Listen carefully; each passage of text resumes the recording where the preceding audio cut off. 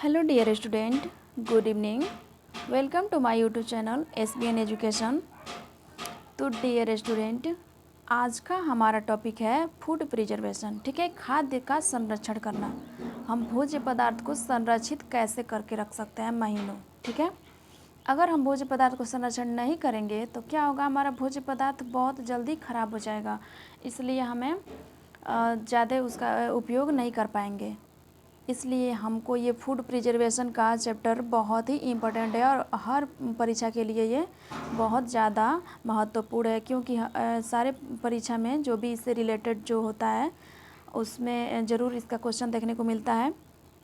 ठीक है, तो आप लोग अगर ऐसा वीडियो देखना चाहते हैं तो हमारे चैनल को सब्सक्राइब कर सकते हैं, हमारे साथ जुड़ सकते हैं। और जिसको पेड करके पढ़ना है वो अन्य चैनल पे जा सकता है, और जिसको बिल्कुल फ्री में 0 लेवल से सिलेबस वाइज टॉपिक वाइज पढ़ना है अच्छे से, वो क्या करेगा, हमारे चैनल को सब्सक्राइब करें और हमसे जुड़ें। ठीक है, ओके डियर, तो आते हैं अपने टॉपिक पे। आज का हमारा टॉपिक है फूड प्रिजर्वेशन। ओके, यानी खाद्य संरक्षण। खाद्य संरक्षण, सबसे पहले इसके बारे में जानेंगे खाद्य संरक्षण क्या है, मतलब इसका मतलब क्या है। ठीक है, जो खाद्य संरक्षण ऐसा विज्ञान है जो भोज्य पदार्थ को अधिक समय के लिए क्या करता है, संग्रह करने की हमें अनेक विधियों के बारे में बताता है। ठीक है, जो खाद्य संरक्षण है वो जो भोज्य पदार्थ को अधिक समय तक रखने के लिए हमारा क्या करता है, भिन्न भिन्न प्रकार के अध्ययन को हमारे मतलब हमसे अध्ययन कराता है। ठीक है, उचित ढंग से अगर संग्रह नहीं करने से क्या होता है, हमारा काफ़ी मात्रा में यानी अधिक मात्रा में भोज्य पदार्थ नष्ट हो जाते हैं। ठीक है, जैसे ये हमारा हो गया खाद्य जो पदार्थ है, अगर हम उसे संग्रहण नहीं करेंगे अच्छे से, उसका संरक्षण नहीं करेंगे तो क्या होगा, ख़राब हो जाएगा। और ख़राब होने की वजह से हम लोग उसको अच्छी मात्रा में उपयोग नहीं कर सकते हैं जितना करना चाहिए। ठीक है, तो इसको देख लेते हैं। खाद्य पदार्थ जो है उसके नष्ट होने के 2 कारण हैं। ठीक है, इसमें खाद्य पदार्थ को नष्ट होने के 2 कारण के बारे में बताया गया है। पहला है आंतरिक कारण और दूसरा है बाह्य कारण। ठीक है, पहला है आंतरिक कारण और दूसरा है बाह्य कारण। अब आंतरिक कारण में देख लेंगे, ये जो है एंजाइम लिखा हुआ है। ठीक है, एंजाइम जो आंतरिक कारण है वो एंजाइम है, और एंजाइम क्या है, एक जीव को उत्पन्न करने वाला एक क्या है, ये तत्व है। एंजाइम जो है वो जीव को उत्पन्न करने वाला एक तत्व है, जो हमारे फ्रूट्स में अंदर से फ्रूट्स हमारा सड़ने लगता है, ऊपर से अच्छा दिखता है और अंदर से सड़ जाता है, वो एंजाइम्स की वजह से सड़ता है। ठीक है, और बाह्य कारण में जो आता है, फफूंदी हो गया, बैक्टीरिया और खमीर। ठीक है, ये जो फफूंदी लग जाना और बैक्टीरिया उसमें आना और खमीरीकरण, ये सब क्या बाह्य कारण है इसका, हमारे खाद्य पदार्थ को नष्ट करने के लिए। ठीक है, अब एंजाइम्स के बारे में हम लोग देखें। एंजाइम्स जो इसमें बता रहा है, जीव, ये क्या है, एक जीव उत्प्रेरक तत्व है। अभी हमने बताया जीव उत्प्रेरक, जीव को उत्पन्न करने वाला यानी जीवाणुओं को वो क्या जन्म देने वाला एक ये तत्व है जो प्रोटीन से बना होता है। एंजाइम हमारा किससे बना होता है, प्रोटीन से बना होता है, जो भोजन के अंदर जा कर के क्या करता है, भोजन को सड़ाने लगता है। ये जो एंजाइम्स है ये हमारा क्या करता है, भोजन के अंदर जा कर के भोजन को सड़ाने का काम करता है, जो प्रोटीन से बना होता है। और ये जीव उत्प्रेरक तत्व है, यानी जीवाणुओं को पैदा करने वाला एक ये तत्व है। ये क्या करता है, प्रोटीन से बना होता है और ये भोजन के अंदर जा कर के भोजन को सड़ाने का काम करता है। ठीक है, अब देखेंगे इसमें जो दूसरा है फफूंदी के बारे में। फफूंदी के बारे में हम लोग देखेंगे। ये जो अभी हमने बताया, जो फफूंदी ये बाह्य कारक है। ठीक है, फफूंदी जो है ये बाह्य कारक है। ये पतले तार की तरह सूक्ष्म जीवाणु होते हैं। पतले तार, जिस तारनुमा ये जीवाणु होते हैं, जो भी फफूंदी होता है ये तारनुमा जीवाणु होते हैं, जो नमी अंधेरे में पनपते हैं। नमी में यानी जिस स्थान पे अंधेरे में अगर आप लोग कुछ रख दे रहे हैं, जैसे आप लाइट में रखेंगे तो उतना नहीं होगा, लेकिन आप उसको अंधेरे में रख दीजिए, उसको देखिए मत, बस उसको रख दीजिए ऐसे अंधेरे में 2 दिन तक, और दूसरे दिन आप देखेंगे क्या होगा, उसमें फफूंदी वाइट कलर का ऊपर लग जाता है, वही फफूंदी है, और वो पतले तार के समान होता है। ठीक है, और नमी वाले स्थान पे, यानी जिस स्थान पे नमी यानी सीलन ज़्यादा होता है उस स्थान पे रखने पे ये क्या होता है, फफूंदी लगने का चांस ज़्यादा रहता है। और ये क्या करता है, खाद्य पदार्थों में रुई की तरह, मतलब वही जो हमने बताया अभी, अगर अंधेरे में नमी के स्थान पर आप कोई पदार्थ, भोज्य पदार्थ रख दे रहे हैं, उसको देख नहीं रहे हैं, बिल्कुल अंधेरे में रख दे रहे हैं, तो क्या होगा, उस पर रुई की तरह कुछ छा जाएगा, वही हमारा फफूंदी कहलाता है। ठीक है, वही हमारा फफूंदी कहलाता है। ओके, अब हम लोग देखेंगे उसमें दूसरा टॉपिक था खमीर। ठीक है, खमीर क्या है, एक ये अंडाकार होता है। खमीर जो है ये अंडाकार होता है, अंडा के समान गोलाकार होता है। ठीक है, और बैक्टीरिया से बड़ा होता है। ये जो हमारा बैक्टीरिया है, बैक्टीरिया भी 3rd नंबर पे था, उससे क्या होगा, वो बड़ा होता है, बैक्टीरिया से थोड़ा बड़ा होता है। ये मीठे पदार्थों में शर्करा में ज़्यादा लगता है। ठीक है, ये क्या होगा, हमारा जो खमीर होता है वो अधिकतर मीठे पदार्थों में, जो हमारा स्वीट यानी शर्करा होता है ना, उसमें अधिक लगता है। ठीक है, खमीर। और ये जो बैक्टीरिया है 3rd नंबर का, ठीक है, ये जो बैक्टीरिया है नाइट्रोजन युक्त पदार्थ ज़्यादा पनपते हैं। जो ये नाइट्रोजन युक्त पदार्थ है, पदार्थों में ये क्या होता है, ज़्यादा लगता है। जो हमारा बैक्टीरिया है वो जो भी नाइट्रोजन युक्त पदार्थ होता है ना, खाद्य पदार्थ होता है, उसमें ये ज़्यादा लगता है बैक्टीरिया। ठीक है, और ये हवा, पानी, ताप, प्रकाश में ज़्यादा पनपता है। इसमें अगर कोई भी हमारा खाद्य पदार्थ है, जो भी भोजन है, उसमें अगर हवा लग गया, पानी, ताप, प्रकाश में क्या करता है, ज़्यादा पनपता है। जैसे दूध का खट्टा होना, जैसे मांस और मछली में क्या होना, दुर्गंध आना। ठीक है, दूध को अगर हम लोग वैसे ही जैसे निकाल के आया, उसको वैसे ही रख दिए, तो क्या होगा, दूध हमारा कुछ घंटों के बाद वो खट्टा हो जाएगा, खट्टा महकने लगेगा। उसमें बैक्टीरिया अधिक, हवा से और पानी से क्या होगा, ताप भी नहीं जाएगा, उसमें प्रकाश आता रहेगा, तो क्या होगा, वो खट्टा हो जाएगा, यानी बैक्टीरिया उसमें ज़्यादा पनप जाएंगे। और जैसे मांस हो गया, मछली हो गया, या क्या, मांस अगर हम वैसे रख दिए उसको, तो क्या होगा, सड़ने लगता है, उसमें से दुर्गंध आने लगती है बैक्टीरिया की वजह से। ठीक है, और जैसे मछली हो गया। ओके, जो कुछ खाद्य पदार्थ होते हैं दूसरों की तुलना में वो जल्दी ख़राब हो जाता है। ठीक है, कुछ खाद्य पदार्थ ऐसे होते हैं जो दूसरे भोज्य पदार्थों के, दूसरे खाद्य पदार्थों की अपेक्षा जल्दी ख़राब होते हैं।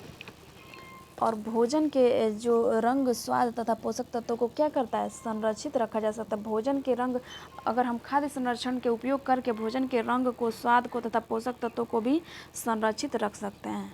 ओके, अगला टॉपिक देखते हैं, इसमें क्या है, भोजन जो संरक्षण के महत्वपूर्ण बिंदुओं को देखेंगे। ठीक है, भोजन संरक्षण के क्या महत्वपूर्ण बिंदु क्या है, इसका महत्व क्या है। ओके, इसका जो महत्व है, इनसे क्या होता है, हमने खाद्य जो संरक्षण की अवधारणा को समझ लिया है। अब इसको हम क्या करते हैं, भोजन को संरक्षित रखने के लिए आवश्यकता क्यों होती है, इसका कुछ कारण हम देखेंगे। इसमें संरक्षित अतिरिक्त उत्पादन की व्यवस्था करता है। संरक्षण जो होता है अतिरिक्त उत्पादन का व्यवस्था करता है। अब इसका मतलब क्या है, जो हमारा संरक्षण है अतिरिक्त यानी अधिक उत्पादन का व्यवस्था करता है। अगर हम किसी भी पदार्थ, भोज्य पदार्थ को अगर संरक्षण के लिए रख देंगे, तो क्या होगा, हमारा अधिक उत्पादन का व्यवस्था कराएगा। ठीक है, और अगर हम ख़राब होता जाएगा, उसको ऐसे फेंकते जाएंगे, तो क्या होगा, हमारा उसमें कमी आएगी उत्पादन में। ठीक है, जैसे कुछ उत्पादों के नाम ऐसे हैं, जो जैसे हो गया ये जूस हो गया, मुरब्बा हो गया, स्वेक्स हो गया, आम पल्प हो गया, चटनी, अचार तथा कच्चे आम। जैसे ये जूस हो गया, मुरब्बा, जो आंवला का हम लोग मुरब्बा बनाते हैं, या फिर वो पेठा जो होता है वो हो गया, स्वेक्स, आम का पल्प, चटनी, अचार तथा कच्चे आम का पाउडर। ठीक है, इसको हम लोग क्या करेंगे, बना करके संरक्षित कर सकते हैं। ठीक है, जैसे गर्मियों में ये जो हमारा आम ज़्यादा मात्रा में, प्रचुर मात्रा मिलता है, उस टाइम हम लोग इसका ये इतना सारा चीज़ बना करके रख लेंगे, तो हमें क्या होगा, फिर साल भर तक हमें उसकी ज़रूरत नहीं पड़ेगी। हम इसी में से अपना उसमें इंक्लूड कर सकते हैं अपने भोज्य पदार्थ में। ठीक है, और ये दूसरा हम देखेंगे इसमें, संरक्षण से हमारे भोजन में क्या होता है, विविधता आती है। अगर हम संरक्षण करके भोजन को रखेंगे तो उससे हमारे भोजन में क्या अधिकता होगी, यानी अधिक हमें भोजन ग्रहण करने को मिलेगा। ठीक है, अगर हम लोग संरक्षण करके उसमें से रख देंगे तो हमें कुछ उसमें से अधिक चीज़ें मिल जाएगी। अगर हम लोग संरक्षण करके नहीं रखेंगे तो क्या होगा, हमें जो रहेगा वही बस खाने को मिलेगी। इसमें भी हमारी विविधता आती है। जैसे हम कभी कभी क्या करते हैं, एक मौसम में वही सब्जियां क्या करते हैं, बार बार खा करके बोर हो जाते हैं। जैसे एक सब्जी किसी मौसम में आ रही है, उसको क्या होगा, जैसे गोभी हो गया, ठंडी के मौसम में हमें गोभी ज़्यादा मात्रा में मिलेगा। ठीक है, तो गोभी को हम लोग क्या करेंगे, और कभी क्या होगा, किसी मौसम में गोभी बिल्कुल नहीं मिलेगा, तो हम लोग गोभी को क्या करेंगे, उस टाइम जब जिस टाइम मिल रहा है उस टाइम अधिक मात्रा में मिल रहा है तो उस टाइम क्या करेंगे, उसको संरक्षण करके रखेंगे, ताकि अगले जब हमें नहीं मिलेगा तो उस टाइम हम लोग उसको खाएंगे। और जब अधिक मात्रा में मिलता है तो हम उसे खा खा के बोर हो जाते हैं, तो उसे संरक्षण करके रखें। अब गोभी को कैसे संरक्षण करेंगे, इसको काट करके छोटा छोटा काट के और सुखा करके इसको रख लेंगे। ठीक है, इसको सुखा करके रखें। जैसे मटर हो गया, ठीक है, मटर के टाइम ठंडी में हमारी ठंडी के मौसम में बहुत सारी सब्जियां ऐसी मिलती है, जैसे गोभी हो गया, मटर हो गया। गोभी को हम लोग सुखा के रखेंगे और मटर को क्या करेंगे, फ्रीजिंग करके रखेंगे। जैसे जब जिस टाइम अगर हमें मटर नहीं मिला उस टाइम मटर क्या होगा, बहुत महंगे दामों में, जो हमें उचित दाम में मिल नहीं पाएगा, तो हम क्या करेंगे, उस टाइम अगर उसको फ्रोजन करके रखे हुए हैं तो हम उसका यूज आसानी से कर सकते हैं। ठीक है, ओके। इसी प्रकार भोजन में अगर चटनी या अचार या पापड़ खाते हैं, उसको भी हम लोग बना करके संरक्षित करके रख सकते हैं और मौसम के अनुसार उसे हम लोग उसका यूज कर सकते हैं। ठीक है, अगला टॉपिक देखते हैं कौन सा है। अगला टॉपिक इसमें है, संरक्षित भोजन को उन स्थानों पर भेजना जहां इन्हें उगाया नहीं जाता है। ठीक है, ये जो इसमें दिया है तीसरे नंबर का जो टॉपिक दिया है, इसका महत्व के बारे में बताया है। जो संरक्षित भोजन होता है उन स्थानों पर भेजना जहां उन्हें उगाया नहीं जाता है, यानी हम क्या करेंगे, हमारे यहाँ उस खाद्य पदार्थ की अधिकता है, विविधता है, तो हम क्या करेंगे, उसको संरक्षित करेंगे और उस स्थान पर भेजेंगे जहाँ पे उसकी क्या होगी, उत्पादन नहीं हो रही है, जहाँ उसे उगाया नहीं जाता है, वहाँ पर हम लोग भेजेंगे। ठीक है, जैसे में हमारा ये हो गया, ये हम लोग राजस्थान के कुछ ऐसे क्षेत्र हैं जहाँ पे रेगिस्तान है, तथा वे हिमालय के क्षेत्र हैं जो हमेशा क्या होता है, हिम से यानी बर्फ़ से ढके होते हैं। वहाँ पर बहुत कम मात्रा में क्या होगा, खाद्य पदार्थों का उत्पादन किया जाता है। तो हम लोग उन स्थानों पर क्या करेंगे, प्रिजर्वेशन करके वहाँ पे भेज सकते हैं। ठीक है, हम लोग खुद नहीं भेजेंगे, यानी किसी के थ्रू तो वो जाएगा ना। अगर हम लोग खाद्य संरक्षण को करके रखेंगे तो फिर वो किसी के थ्रू वहाँ पे पहुँचेगा। ओके, अगला देखते हैं इसमें चौथे नंबर का कौन सा महत्व दिया गया है। जो खाद्य पदार्थ है, खाद्य पदार्थों के क्या होगा, संरक्षण से उनका परिवहन तथा भंडारण भी सुगमतापूर्वक किया जा सकता है। ठीक है, जो खाद्य पदार्थ है उसके क्या होगा, संरक्षण से उनका परिवहन तथा भंडारण भी सुगमता से हो जाता है। ठीक है, ये जो संरक्षण जो दिया गया है, इसका खाद्य पदार्थों के भारीपन या वजन को भी कम करता है।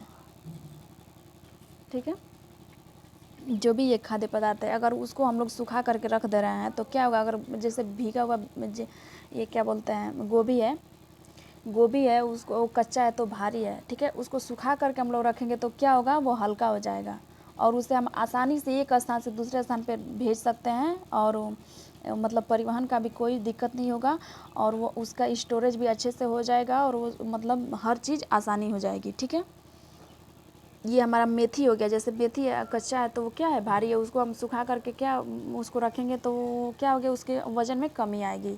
धनिया हो गया, ये हमारा जो भी हरी पत्तेदार सब्जी हो गई, वो चीज़ हम क्या करेंगे, पुदीना हो गया, ये सब चीज़ें क्या करेंगे, हम लोग सुखा करके उसके भारीपन को कम कर सकते हैं, जिससे भंडारण करने में सुगमता हो जाता है। ओके, अब खाद्य संरक्षण के सिद्धांत के बारे में हम लोग देख लेते हैं, इसका सिद्धांत क्या है। ठीक है, जैसे हम लोग क्या करते हैं, दूध को उबाल करके उसको लंबे समय के लिए संरक्षित रखते हैं।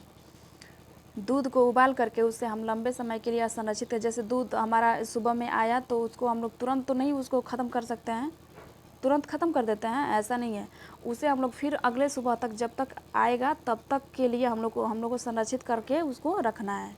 ठीक है, तो हम लोग क्या करेंगे, उसे उबाल करके फिर उसको फ्रोजन करके रखेंगे, उबाल करके फ्रिज में रखेंगे। फिर उसका क्या होगा, उसमें जो भी एंजाइम क्या बोलते हैं, खमीरी है, वो नहीं आएगा, बैक्टीरिया जो है वो पनपेगा नहीं, यानी वहीं पे वो क्या होगा, स्टॉप हो जाएगा और हमारा दूध जो है वो संरक्षित हो जाएगा उस टाइप कुछ घंटों के लिए। ठीक है।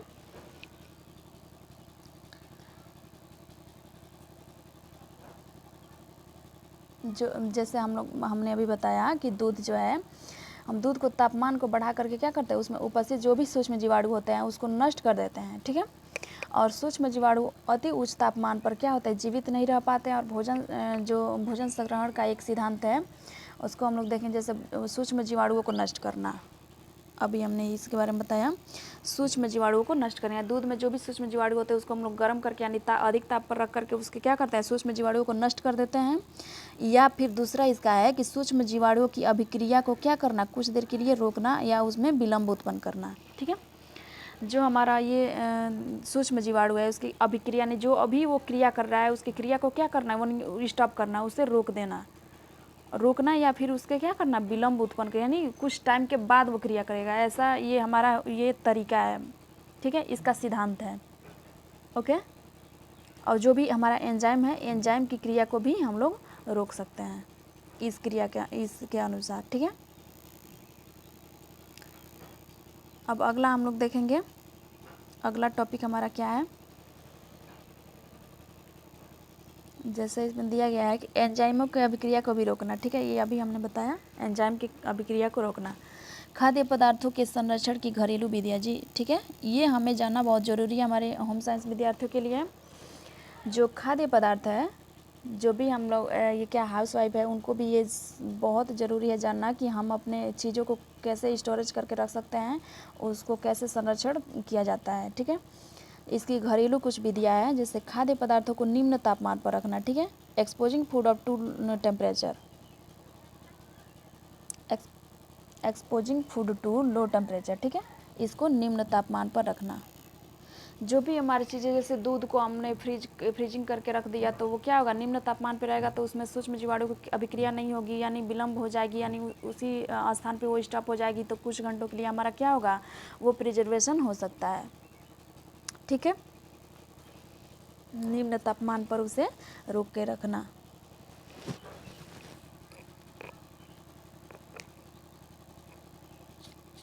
ओके।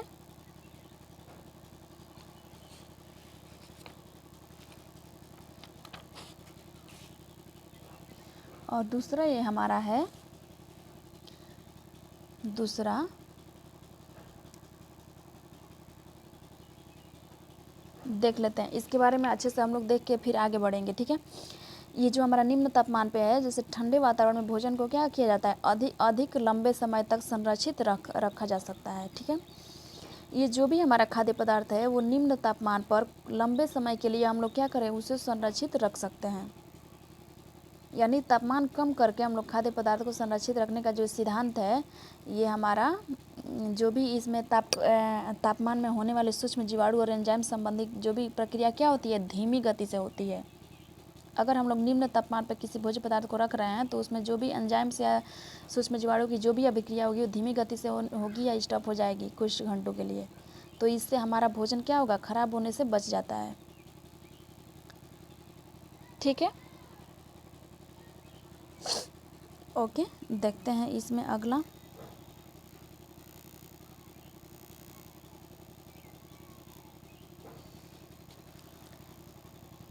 इसमें जो है खाद्य पदार्थ को उच्च तापमान पर रखना। दूसरा है इसमें खाद्य पदार्थ को उच्च तापमान पर रखना। ठीक है, exposing food to high temperature.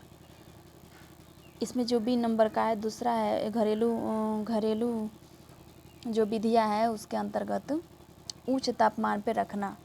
यानी उच्च तापमान में जो सूक्ष्म जीवाणु तथा एंजाइम्स क्या होते हैं, नष्ट हो जाते हैं, और वो इस प्रकार भोजन हमारा सुरक्षित रहता है और ख़राब नहीं होता है। ठीक है, जो भी हमारा है खाद्य पदार्थ है या भोजन जो भी है उसको हम लोग उच्च तापमान पे संरक्षित कर सकते हैं। ठीक है, तापमान में वृद्धि करके सभी प्रकार के जीवाणु नष्ट हो जाते हैं, कुछ सूक्ष्म जीवाणु उच्च तापमान पर भी नष्ट नहीं होते हैं। ठीक है, ये भी दो तरीक़ों से है, इसमें कुछ क्या होता है, तापमान बढ़ाने पे कुछ नष्ट हो जाते हैं और कुछ नष्ट नहीं होते हैं। ठीक है। यदि इन जीवाणुओं को नष्ट नहीं किया जाता है तो खाद्य पदार्थ क्या करते हैं, खराब कर सकते हैं। और इसकी दो पद्धतियाँ हैं, ठीक है। एक है पाश्चुरीकरण है और दूसरा है विसंक्रमण, ठीक है, स्टेरिलाइजेशन। पहला है पाश्चुरीकरण। पाश्चुरीकरण किस में होता है, दूध में। दूध को हम लोग पाश्चुरीकरण करते हैं, पाश्चुराइजेशन, ठीक है। जब हम क्या करते हैं, पाश्चुरीकरण के विषय में सोचते हैं तो इसमें सबसे पहले क्या होगा, हमारे दिमाग में दूध ही आता है। किस खाद्य पदार्थ का आता है, बस जी हाँ, दूध, ठीक है, दूध। हम अक्सर क्या करते हैं, पाश्चुरीकरण दूध के थैलियों के बारे में सुनते हैं। इस तरीके से जो खाद्य पदार्थों को उच्च तापमान पर गर्म किया जाता है और उसके तुरंत पश्चात शीघ्रता से ठंडा किया जाता है, ठीक है। जो हमारा दूध है उसको क्या करता है, हाई टेम्परेचर पे उसे पहले गर्म किया जाता है, खौलाया जाता है और तुरंत उसको लो टेम्परेचर पे ठंडा कर दिया जाता है। यही हमारा पाश्चुराइजेशन का क्रिया है, ठीक है। इससे हमारा जो भी सूक्ष्म जीवाणु, अब जो भी एंजाइम्स होते हैं, जो भी बैक्टीरिया होता है, क्या होता है, तापमान के आकस्मिक परिवर्तन को सहन नहीं कर पाता है और इससे नष्ट हो जाता है। फिर भी कुछ जीवाणु इस तरीके से भी बचे रहते हैं। वो क्या, कुछ मतलब जीवाणु बहुत सारे नष्ट हो जाते हैं, लेकिन कुछ क्या होता है, बच जाता है। इसीलिए उसका टाइम होता है कि मतलब कितना देर बाद वो फिर से वो स्टार्ट कर देगा, तो उतने दिन के लिए वो हम लोग उपयोग कर सकते हैं, उसके बाद नहीं कर सकते हैं। उसके बाद वो धीरे धीरे ख़राब होने लगता है, ठीक है। अब हमेशा के लिए तो हम लोग रख नहीं सकते हैं दूध को, तो कुछ टाइम के लिए, यानी कुछ जीवाणु को नष्ट करके हम लोग कुछ टाइम के लिए उसको उपयोग कर सकते हैं। और उसके बाद जब जो बचे हुए जीवाणु कुछ होते हैं वो कुछ घंटों के बाद उनकी अभिक्रिया फिर स्टार्ट हो जाती है। तो इसीलिए हम लोग को क्या होता है, दूध का वो जो दिया जाता है 3 दिन 4 दिन के बाद वो फिर से उपयोग में, हमारे उपयोग लायक नहीं रहता है, ठीक है। उसके बाद वो ख़राब हो जाता है। और बीज संक्रमण जो है सेकंड नंबर इसमें देखेंगे, जो इसकी पद्धति है बीज संक्रमण, स्टेरिलाइजेशन है। इसका अर्थ क्या है, अब इसके अर्थ के बारे में हम लोग देखेंगे। इसका अर्थ ये है कि ये क्या करता है, जीवित जीवाणुओं से मुक्त होना। ये जीवित जीवाणुओं से मुक्त रहता है, हो जाता है, ठीक है। इस तरीके में खाद्य पदार्थों को उच्च तापमान तथा कुछ मामलों में दबाव बहुत अधिक समय तक रखा जाता है, जिससे भोजन में मौजूद जो सूक्ष्म जीवाणु होते हैं वो नष्ट हो जाते हैं, ठीक है। जैसे में ये प्रेशर कुकर का प्रयोग किया जाए, जैसे प्रेशर कुकर में जैसे बहुत ज़्यादा दबाव में वो क्या करता है, हमारी जो भी खाद्य पदार्थ होती है प्रेशर कुकर में पकती है, तो उसमें क्या होगा, हमारा जो भी सूक्ष्म जीवाणु होगा वो नष्ट हो जाएगा, यानी उसकी क्रिया नहीं होगी, ठीक है। अब हम लोग थर्ड नंबर देखेंगे, इसमें प्रतिरक्षकों का प्रयोग करना। जो भी हमारा प्रिजर्वेटिव्स है उसका प्रयोग करें कैसे होता है। जैसे उन रसायनों का अध्ययन करें जो परिष्कृत खाद्य पदार्थों की उपभोज्य जीवन को क्या करता है, बढ़ाने के लिए प्रयोग किया जाता है। इन्हें रसायनों के प्रतिरक्षक यानी प्रिजर्वेटिव कहते हैं। रसायनों के प्रिजर्वेटिव को प्रतिरक्षक प्रिजर्वेटिव कहते हैं। ऐसे पदार्थ जिनको मिलाने पर खाद्य पदार्थों को अधिक समय तक संरक्षित रखा जा सकता है उन्हें प्रतिरक्षक कहते हैं, ठीक है। ये जो प्रतिरक्षक है, यानी ऐसे ये इसके प्रकार, जैसे ये हम देखेंगे अभी, ये ऐसे पदार्थ हैं जिनको मिलाने से, जिनको अन्य खाद्य पदार्थ में क्या करते हैं, मिलाने से ये क्या होता है, अधिक देर तक संरक्षित, यानी कुछ टाइम तक संरक्षण, प्रिजर्व रह सकता है, ठीक है। उन्हीं को क्या कहते हैं, हम लोग प्रतिरक्षक कहते हैं, ठीक है। उसे ही हम लोग प्रतिरक्षक कहते हैं। अब जैसे में इसको हम लोग देख लेते हैं, जैसे नमक हो गया, चीनी हो गया और एसिड हो गया, इसे हम लोग मिला करके कुछ चीज़ों में और अधिक समय तक के लिए हम लोग इसको प्रिजर्व करते हैं। अब प्रतिरक्षकों के प्रकार के बारे में हम लोग देखेंगे। प्रतिरक्षक के प्रकार कौन कौन से, अभी हमने बताया, जैसे नमक का प्रयोग करके, जैसे अब इसमें हो गया अचारों में पाए जाने वाले जो भी कुछ क्या बोलते हैं, ये प्रतिरक्षक होते हैं, इसके नाम ऐसे नमक हो गया, अभी हमने बताया, नमक, चीनी, एसिड, और ये नींबू का जो रस हो गया, लेमन जूस, सिरका हो गया, तेल हो गया तथा मसाले हो गए, ये क्या होगा, हमारा प्राकृतिक प्रतिरक्षक है। प्राकृतिक प्रतिरक्षक के बारे में हम लोग देखेंगे।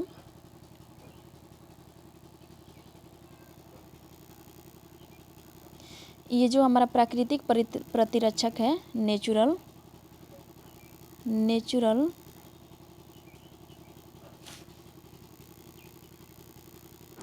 नेचुरल प्रिजर्वेटिव, ठीक है, प्राकृतिक प्रतिरक्षक।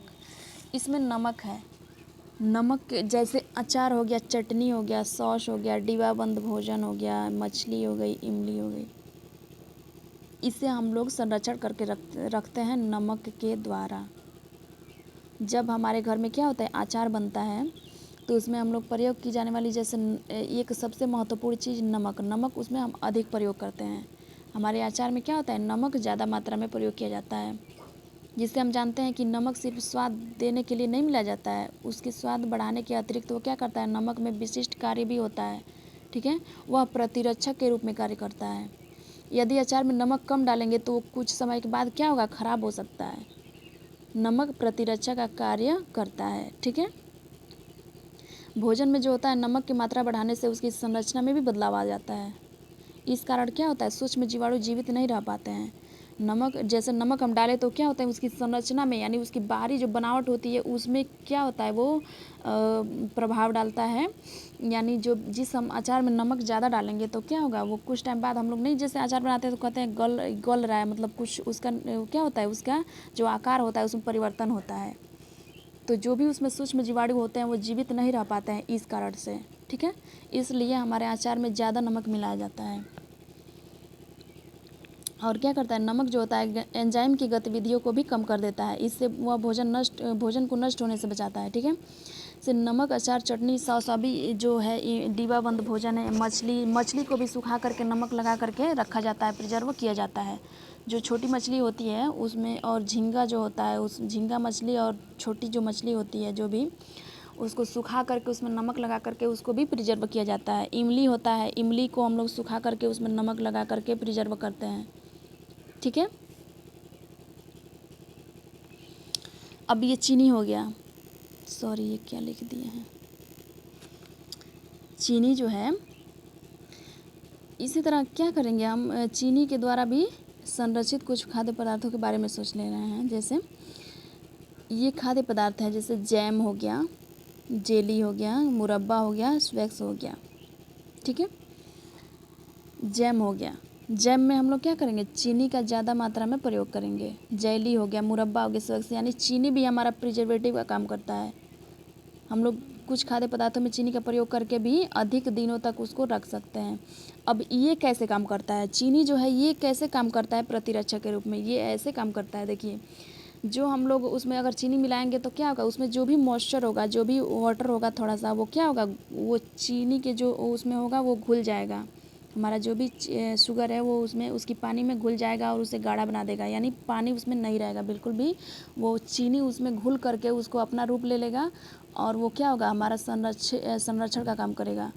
वो फिर उसमें अगर मॉइस्चर नहीं रहेगा तो उसमें कोई बैक्टीरिया, जीवाणु, एंजाइम कुछ नहीं आएगा। अगर क्रिया नहीं करेगा तो फिर क्या होगा, हमारा वो बचा रहेगा, यानी ख़राब नहीं होगा, ठीक है। Okay,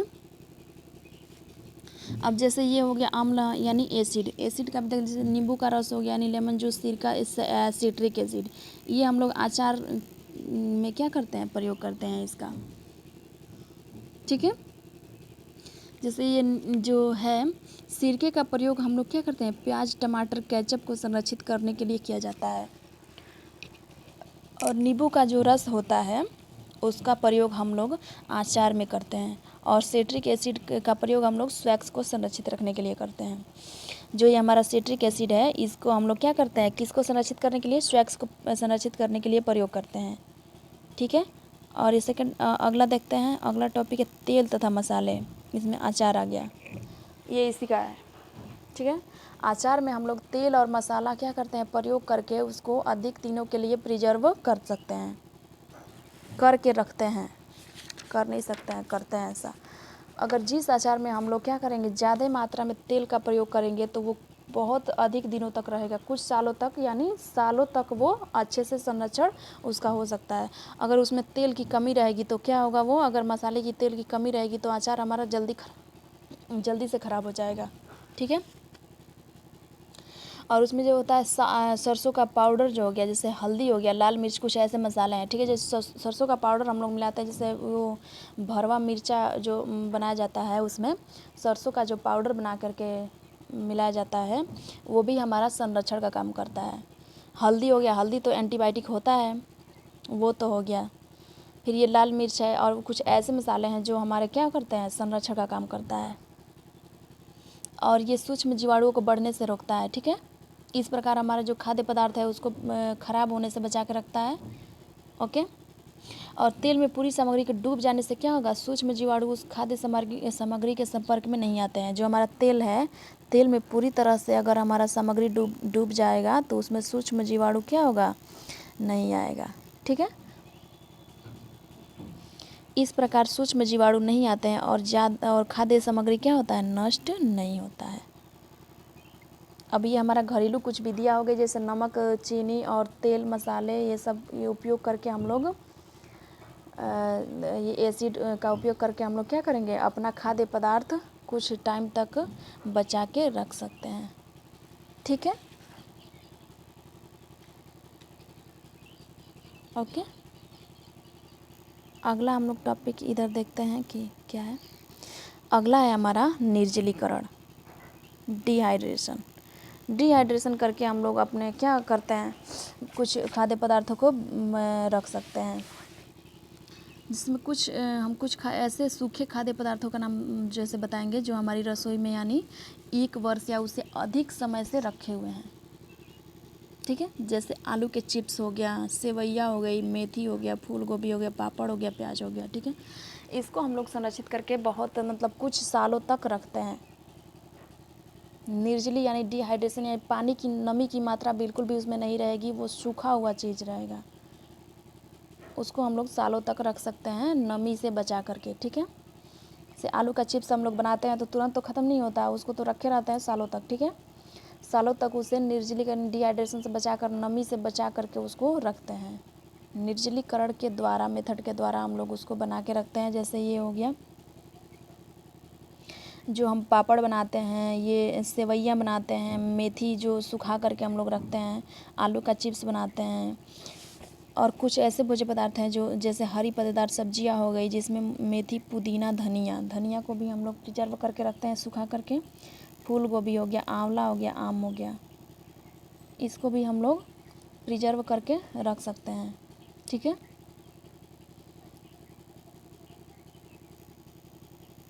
okay. तो हम लोगों ने आज जो भी घरेलू विधियों के बारे में हम लोगों ने जाना इतना, तो आज के लिए बस इतना ही। मिलते हैं अगले वीडियो में अगले टॉपिक के साथ। Take care, bye bye, okay.